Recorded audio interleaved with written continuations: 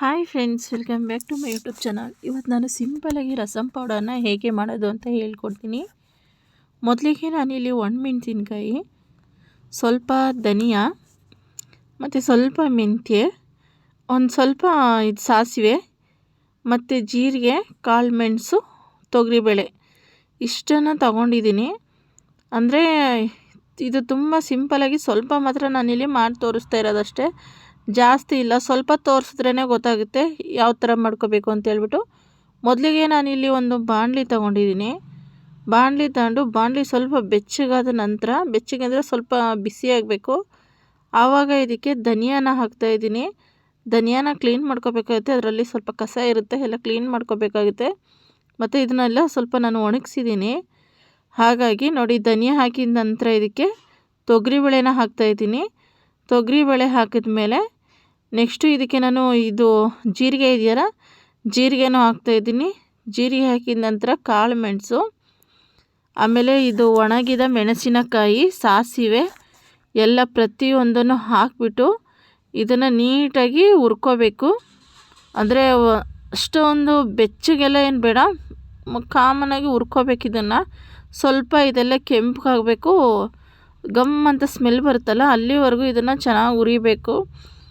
ತುಂಬ ಕಮ್ಮಿ ಇದರಲ್ಲಿ ಗ್ಯಾಸ್ ಇಟ್ಬಿಟ್ಟು ಹುರ್ಕೊಳ್ಳಿ, ಯಾಕಂದರೆ ಜಾಸ್ತಿ ಇಟ್ಬಿಟ್ರೆ ಎಲ್ಲ ಹುರಿದು ಕರ್ರಗಾಗ್ಬಿಡುತ್ತೆ. ಅದು ಪೌಡ್ರು ಕೂಡ ಸ್ವಲ್ಪ ಕಲರ್ ಚೇಂಜ್ ಆಗಿ ಕಾಣಿಸುತ್ತೆ. ಅದಕ್ಕೋಸ್ಕರ ಮೀಡಿಯಮಲ್ಲಿ ಇಟ್ಬಿಟ್ಟು ಇದನ್ನು ನೀಟಾಗಿ ಹುರ್ಕೊಳ್ಳಿ. ನೋಡಿ ಎಷ್ಟು, ಇದು ಏನು ಗೊತ್ತಾ, ಬೇಳೆ ರಸಮ್ಗೂ ಆಗುತ್ತೆ, ಬೇಳೆದೇ ರಸಮ್ ಮಾಡ್ತೀವಲ್ಲ ಅದಕ್ಕೂ ಆಗುತ್ತೆ, ಈಗ ಮಾಮೂಲಿ ರಸಮ್ ಮಾಡ್ತೀವಲ್ಲ ಅದಕ್ಕೂ ಸಹ ಆಗುತ್ತೆ. ಆದರೂ ತುಂಬ ಚೆನ್ನಾಗಿರುತ್ತೆ, ಯಾಕಂದರೆ ನಾವೇ ಮನೆಯಲ್ಲಿ ಮಾಡ್ಕೊಂಡು ಇಟ್ಕೊಳ್ಳೋದಲ್ವ, ಹಾಗಾಗಿ ಅಂಗಡಿಗಳಲ್ಲಿ ತರೋದು ಅಷ್ಟೊಂದು ಟೇಸ್ಟ್ ಇರೋಲ್ಲ. ಅದಕ್ಕೋಸ್ಕರ ನಾನು ಇದನ್ನು ಸಿಂಪಲಾಗಿ ಮಾಡಿ ತೋರಿಸ್ತಾ ಇದ್ದೀನಿ, ಯಾವ ಥರ ಮಾಡ್ಕೋಬೇಕು ಅಂತ ಹೇಳ್ಬಿಟ್ಟು. ನೀವು ಒಂದು ಸರಿ ಟ್ರೈ ಮಾಡಿ ನೋಡಿ. ಇದನ್ನೆಲ್ಲ ಇವಾಗ ನೀಟಾಗಿ ಬಿಸಿ ಆಗಿದೆ, ಇನ್ನೂ ಸ್ವಲ್ಪ ಆಗಬೇಕು, ಇನ್ನೊಂದು ಸ್ವಲ್ಪ ಕಲರ್ ಚೇಂಜ್ ಆಗಬೇಕು.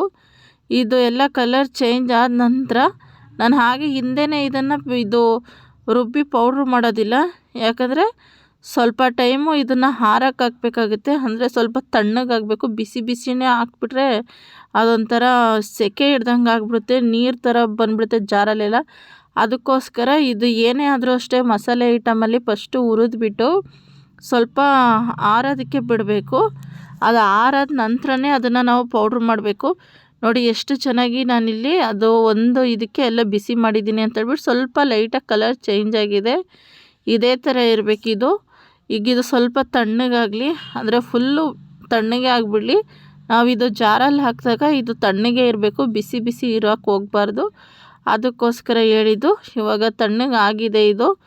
ಇದನ್ನು ಸ್ವಲ್ಪ ಹೊತ್ತು ಬಿಟ್ಬಿಟ್ಟು ನಾನು ಮಿಕ್ಸಿ ಜಾರಲ್ಲಿ ಹಾಕ್ಕೊಂಡು ಇದನ್ನು ರುಬ್ಕೋತೀನಿ. ಇವಾಗ ಹಾಕ್ತಾಯಿದ್ದೀನಿ ಜಾರಲ್ಲಿ.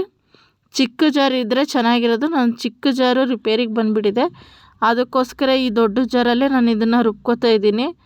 ಆದರೂ ತುಂಬ ಗಡಿಬಿಡಿ ಇರಲಿ, ಅರ್ಜೆಂಟಲ್ಲಿ ಏನಾದರೂ ಇರ್ತೀವಲ್ಲ ಆವಾಗ ಈ ಸಾಂಬಾರನ್ನ ಸಿಂಪಲಾಗಿ ಮಾಡ್ಕೋಬೋದು, ತುಂಬ ಚೆನ್ನಾಗಿರುತ್ತೆ ಮಾತ್ರ.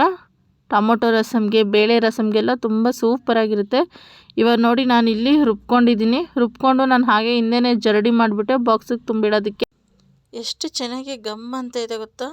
ಯಾರಾದರೂ ಫಸ್ಟ್ ಟೈಮ್ ನೋಡ್ತಾ ಇದ್ದರೆ ನನ್ನ ಚಾನಲ್ ಸಬ್ಸ್ಕ್ರೈಬ್ ಮಾಡಿಕೊಂಡು ನನಗೆ ಸಪೋರ್ಟ್ ಮಾಡಿ ಫ್ರೆಂಡ್ಸ್. ನೀವು ಒಂದ್ಸಲ ಇದನ್ನು ಟ್ರೈ ಮಾಡಿ, ನಿಜವಾಗ್ಲೂ ತುಂಬ ಚೆನ್ನಾಗಿರುತ್ತೆ. Thank you.